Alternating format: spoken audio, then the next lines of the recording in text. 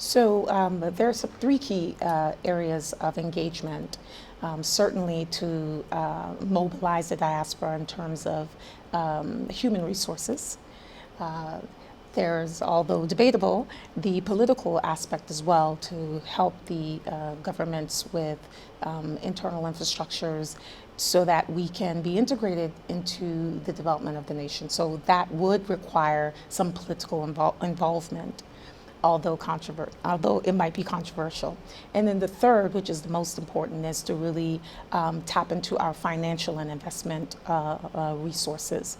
The diaspora does have a sizable, I would say, outside of remittances, a sizable amount of resources to invest in our countries of origin, but it would have to be leveraged effectively through a proper channel and vehicle or platform.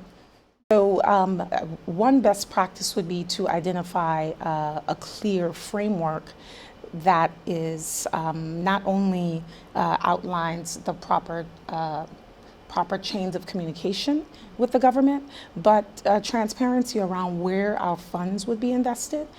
So there's been talks about diaspora funds and bonds.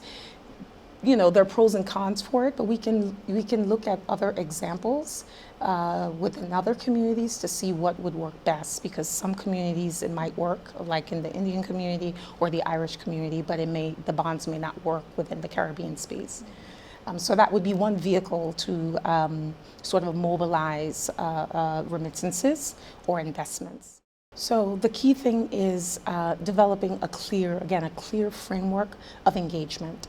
And that framework would allow for diaspora integration, and it would also inform how we communicate and do our outreach.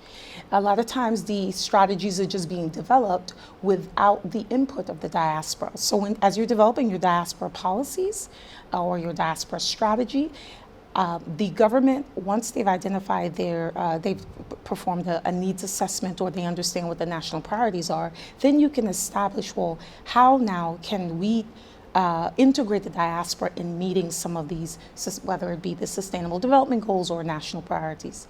So you would have to the government would have to outline that first. So the first recommendation is to engage the diaspora in helping develop the diaspora policy, instead of developing the diaspora policy and then it actually not work from an outreach standpoint.